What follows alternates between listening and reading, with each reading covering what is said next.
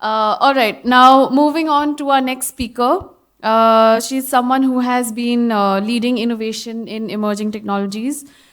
Please join me in welcoming Ms. Kanchan Bhonde, Head of Makers Lab at Tech Mahindra, where she has spearheaded initiatives in AI, IoT, and quantum computing, including India's first Meta Bank project. With over 25 years of experience in IT delivery, sales, and innovation, she has played a key role in some groundbreaking projects, including Project Indus, which resulted in the creation of India's own LLM and the development of India's first meta bank. Please join me in welcoming Ms. Kanchan. So hello everyone, very good afternoon. With that little bit of suspense, let me start the session now. So today I'm going to talk about Project Indus. There was a very, very interesting panel discussion that we were hearing about Gen AI and how it is being used, and really a very good reality check, I would say, for the use of AI and Gen AI in various different scenarios. So I'll take a couple of minutes just to introduce the Makers Lab, or where we exactly come from. So we talk about innovation. We are a services organization, IT services organization. Typically what happens in our organizations is we work towards the requirements of a given customer. And hence, what innovation do we do is always a question mark, right? And that is where 10 years back, we set up this Makers Lab. Makers Lab is the innovation wing of Tech Mahindra. We are a case study in World Economic Forum for open innovation. And across these 10 years, we've done a lot of different work. We work with, of course, the academia across the world. We work with corporates, which is our own organization, as well as our customers, and governments, even again, across the world. And here are some of the firsts in the industry that we've been able to achieve. So many of you may not know, but we were during COVID, I think, we always jokingly say that before COVID, the only virus we knew about was the computer virus. However, after that, everyone has a PhD on viruses, right? So we actually started looking at this technology, this problem basically, and trying to see what we can do about it. And Makers Lab is a place where we try to play with technology. We try to really go out of the box, think about different things. And the hypothesis that we had during COVID was this virus is not new, it has mutated. So is there any FDA-approved drug that can work against the virus? So that was the point with which we started. We applied AI to identify, so using a process which is called molecular docking, we downloaded the molecular structures of 8,000 FDA-approved drugs and tried to see which of them might work against the virus. We shortlisted that down from 8,000 to 20. And then we were like, okay, what else can we do in our lab? Because it doesn't have anything else, it just has computers. So we got our partners to do a testing in a Petri dish. It's called in vitro analysis, which then shortlisted it down to 3. Again, we were at a fix, exactly how do we take this forward now? And that is when another interesting thing that we did was we got a lung 3D model printed. Right? So we all know that organs are printed today, right? 3D printed. So we got that printed. We tested these 3 molecules in this lung with a partner, and one of them actually was found to be very effective. So this was a research where we started from zero, and we tried to bring something to the world. By the time we completed all of this, the second wave had subsided, so we did the next best thing, which is to publish this research. This entire process of drug discovery that we followed, it actually brings down the drug discovery cycle, which is typically between 12 to 20 years, down by at least 50%. And that is something that is a very big thing. This is a patented process that we have got. So this is one of the things that we've done. Apart from that, I think I'm going to talk a lot about language. However, if you see across India, a lot of innovation is in the rural sector, right? The whole hunger, the whole thing about really going out there and making a mark, that you see more in the rural areas. You see people really innovating quite a lot. And we do these different, with academia, we do a lot of activities. So in one of the such competitions, which is held by Atal Innovation Center, AIC basically, they had a group of students who came from interiors of Chhattisgarh. And these students were, they had found a way to solve the malnutrition problem of their area by using some amaranthus leaves and all. They were the winners of that competition. And that young kid comes and says, what else can I do? And we were giving him some suggestions like make it into powder, this, that. He says, only if I knew English, I would have taken my innovation to the world and solved the malnutrition problem of the world. So this very young kid coming from a very small village had such big dreams, but English was becoming a big barrier for him. And we don't realize, we talk about digital divide. We say that people who can use technology, people who cannot use technology, but the bigger divide exists between people who can make technology and cannot make technology. And that is why we created Bhamal or Bharat Markup Language.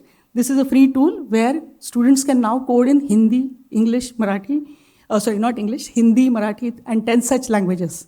And it is a free tool. It is in discussion. We are doing some pilots with schools where some boards are also in discussion to take it as a part of their curriculum, to introduce students to technology so that their block goes away and then they can do more. Then I think it was mentioned, we made the first Meta Bank of India for Union Bank of India. Their problem statement was that youngsters are not coming to us, what do we do? And we all know the millennials, they love to play games. So we created the Meta Bank. We busted a lot of myths that you don't need to really have a VR headset. You don't need to have blockchain or anything to actually create a metaverse. This Meta Bank has been created as an extension of their online banking. And this is something that actually generated a lot of leads for them. So this is one of the success stories. This is also a story of how we incubate technology and take it to the market. The last one that you see here, and I'm going to be quick about it, is the self-reliant farming or Atmanirbhar Krishi. This is the work we did with the Government of India, Principal Scientific Advisor's Office, where data from different departments of related to agriculture, water, all of that, weather, all of that information is brought into a small app, and it is delivered to, available to the 140 million farmers of India. And so that's just a glimpse of where we come from. And that is important because the story I'm going to tell you is the story of how we created something for India. So we all know, right, India is a land of 24 mother tongues, about 1645 recognized dialects, right? However, this is some count that someone has done, where they actually went and counted how many dialects are spoken across India. And the number is staggering. It's 19,500 dialects. I think we all have to be proud of the diversity that our country has. And we all know that majority of our population stays in the rural India. Now, if you look at what is happening in technology and look at where India is, the gap is that there are so many dialects. It's not just the main languages. There are so many dialects that are not represented in any of the LLMs in India, right? Or anywhere, whoever has made the other language LLMs as well. And see, there is this concept about sovereign LLMs, right? Because of various reasons. So can we have a model which is made for India by Indians? Can it be trained on Indian data, which retains my own ethics? Right? Because ethics are also implemented through the data that the LLM is trained on. So I cannot apply something that is good or bad in US to something that is considered as good or bad in India. So it has to be trained on your own data. It has to be, of course, hosted in India. It cannot be something that, the data going outside your country, outside your domain is a well-known problem. And this results in lower cultural bias. It promotes collaboration, of course, and it is aligned with the Make in India vision. However, while I say all of this, of course, if you see the power of LLMs in dialects that we can bring, is imagine a tractor telling a farmer about issues in, say, Bhojpuri language, right? Or imagine a pregnant lady asking about prenatal care in Angika language, right? So this actually enables a lot of use cases to the masses across India. This is the power of dialects. For us, though, this whole journey of making the LLM started in a very different way. So you all remember Sam Altman was in India, and the famous thing that he said that, oh, no, Indians cannot make a model in less than $10 million. And that time, our erstwhile CEO, Mr. C.P. Gurnani, actually, there's also a famous tweet which accepted the challenge that time. And that's how the journey started with us. CP was very vocal in saying, no, it's not that we can't make it, we can certainly make it. And before we knew that we have to do this, the challenge was already taken. Now, being the research group, of course, this work came on to us that, okay, go ahead and make an LLM. And we also got a deadline that I want this by the end of the year. Right? So that's how we started. And that is when we looked at we didn't really want to reinvent the wheel. So we said, okay, if it's a challenge for India, we should take it and make something for India. And that is where the whole aspect about having these dialects which are not represented in the LLMs, we took that as our challenge. Naturally, as has been discussed, as is very well known, data is the biggest challenge. However, we went on that journey. I'll talk about the journey in a bit. And what we were able to achieve is we took Hindi and 37 of Hindi's dialects. So you see the word cloud over here. And some of these languages you may not even have heard. Panch Parganiya, Kurmali, Kangdi, Angika. These are some of the languages people don't even know. And there are some languages which are spoken by a very small number of people now. So that is also getting extinct. So what is a way of really retaining these languages, right? LLMs can be a very good solution to that. So we picked up these 37 dialects and we created a model with 1.2 billion parameters. And this is even though it is a small model, I'll talk about how we made it, which made it very effective. And this was benchmarked on Dell Intel servers as well. We launched it with them in last June. Now, this journey of innovation was very interesting because one is you get very less data, right? So the number of tokens was very less. Even if you leave aside ethical and copyright issues, even if you just simply scrape everything off the net, whatever is public, and try to use that as digital footprint to create an LLM, that itself is very small. So we had to really go out there. And of course, we were looking at dialect data. Some of them were only spoken, not really written. And that is where our people went across the country. We went and spoke to different people. We created a Bhasha Dan portal, first of all. And we collected a lot of language data.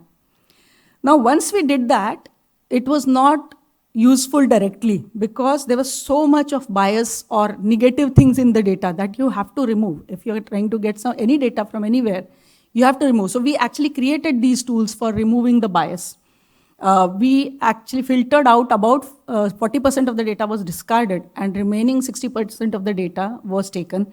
And then we were able to make this model, 1.2 billion parameter model. And it is very economical, sustainable because it's a small model. It won't need as huge an infrastructure to run. However, it is featuring above even Llama 2 model on the Indic abstract reasoning leaderboard.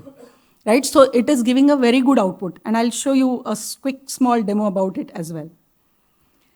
So there's another one recently, study done by a third person. We were not part of this study, however, this was published, where if you compare, so this is Project Indus. I'm not saying that it is the best, however, it is having a lot of parameters on which it excels above the likes of Indic Gemma, Microsoft Phi, and all the stalwarts of the world. And this is possible only because of the way we worked on the data, the way we really curated and then built the model on top of it. We did another interesting thing is we also have now this model which has been quantized and it is available on the Qualcomm AI Hub. So this is a part of taking the models to the edge. We all talk about having very large models, having those servers, so much cloud cost. What if your LLM is able to run on your phone itself? It can also cater to a lot of privacy issues that you have, even at a personal level, that my data does not need to go back to the server at all. My phones are powerful enough that it can run whatever use cases I want to on the phone itself. And this quantized model that we have now is there on the Qualcomm AI Hub for anyone to use. And why we did this? This is a foundation model, right? We have not used any other model below it. So people have, lot of models have been created where people have used a Llama or any other different model, and on top of it, they have built and fine-tuned and made a better model, or they have made a use case. However, this is one where we have not used anything below it, and we believe that this is going to actually help across different industries. Now, I'm just going to show you a quick demo about how exactly this will help. This is the web page. You'll see a little bit of different colors. Very recently, we have refreshed it. And this is projectindus.in. Anyone could go and check it out. And you can engage with Indus, where you can get this chat bot, where you can go and ask. So this question that is getting asked is, मुझे भारत में खेले जाने वाले खेलों के बारे में बताओ. And the same question we are asking in ChatGPT. So you can see a typical generated output. We all know, sometimes we feel, अरे बहुत बोल रहा है. So that also happens with ChatGPT.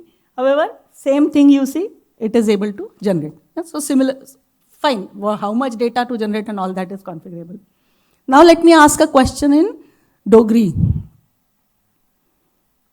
Bharat च खेले जाने सारे, sorry, I am not, I can't speak that too much, but the same language, if you see, the answer was in Hindi. However, in case of Indus, if you ask that question, the answer is in that language, in that dialect. So you're actually able to create use cases in that language. And that is what the power of Indus is all about. We've also open sourced this model because so many Indians came and helped us with this model, right? So it was only right that we should open source it. So this particular model is open sourced. It is available on Hugging Face. We have seen a lot of downloads, and we are hoping that many such use cases we will see going forward.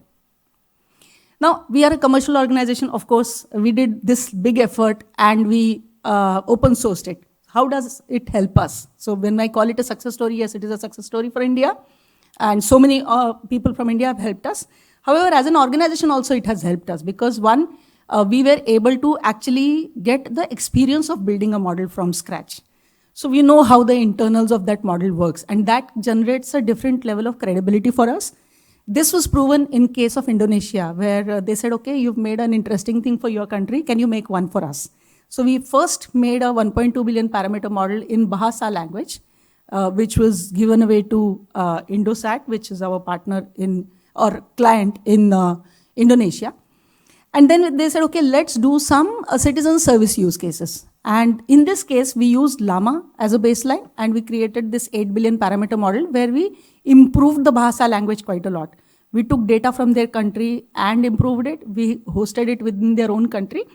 And if you see, the interesting thing here is look at the comparison between Llama, GPT, CLLM is Southeast Asian LLM, which is for those languages, and you have Sahabat, that's the name of the model that has been given. It is actually doing better than most in this case as well. Right? So that is where the success has been for us. Now, going forward, what is happening? I think we all know about, there was, I think, quite a lot of talk about agentic AI and all that. So I'll not go into that. However, two other trends that we are seeing is people are going away from these very huge models, which are general purpose, to small models, which are purpose-built, which is the small language models. We have recently, in the Indian Mobile Congress, we have demonstrated that we created a small language model, rather, it was not built from scratch. We used a Microsoft 5. Using that and using some synthetic data from a telecom scenario, we fine-tuned a small language model. And with that, we had an agentic workflow such that you could actually, any person raising a problem that I'm not getting internet or something like that, multiple agents were able to talk to each other and identify the problem, create a ticket, give the team a structure as to how to resolve this problem, and also generate a client communication and send it back to them. All of this was done using multi-agent scenario, and this was tested on Intel CPUs, not GPUs. Okay, so Intel has created something called Intel Xeon CPUs. On that, we actually tested and benchmarked this. And this was quite a successful one. Now, at scale, how it will be, this was still a POC. However, that opens doors to the problems that were being talked about even in the panel discussion, that it's so expensive. Imagine that you have got CPUs, maybe specialized CPUs, on which you are able to run a lot of small models, which are purpose-built, which are fine-tuned to your organization. That actually is a better way forward for enterprises trying to implement LLMs and generative AI. And the other thing I had touched on a little bit, which was about the edge AI, where a lot of use cases will start getting enabled when your models start working on your phone. So that is also another trend that we see in the market. Finally, we have created another thing which is called Manav. This is a meta-human, where it is like, we call it a face of AI. So people are very soon going to get bored with chat. They will need more human interface. That's where Manav comes into picture. And there was also a discussion about learning and how learning can be made differently with generative AI. So here we have done another very interesting experiment where we've created a tutor out of this MetaHuman. Okay, so here at the moment, what kind of functionality you have, you can upload any document and start speaking to Manav right away, because there's a technically it just learns that and it is able to give you an answer.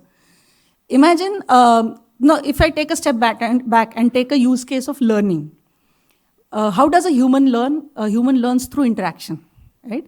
If you look at why people love teachers and this personal interaction, is because you can do that. You can ask a question, you can stop the teacher and ask a question. But you may not always get the best teacher because it has physical limitation. On the other end of the spectrum are online these trainings, which is like a continuous stream of information. A machine is better able to take it, but not humans. If I have a question, I have to stop that training, I have to go search for my answer, come back, and by that time I'm already lost. So to create a solution, we have used Manav, and here what you're able to do is, while the Manav will tell you about a particular topic, I have an option to raise my hand. When I raise my hand, the Manav would wait. I can ask my question. Because it is having generative AI behind the scenes, it can give me an answer of for that topic. It also has guardrails built in. So if I'm going to ask a recipe for how to make a sandwich, it is going to say, stick to the topic. Right? So that way, you can get an answer, and when you're satisfied, then it can again start the training. Right? So you're getting best of both worlds. You're still having, of course, this is a meta-human. It won't have the real human touch. However, you're doing better than both the different scenarios. So this is one example of an application of how generative AI can be used in different scenarios, and that's how we're doing it. I think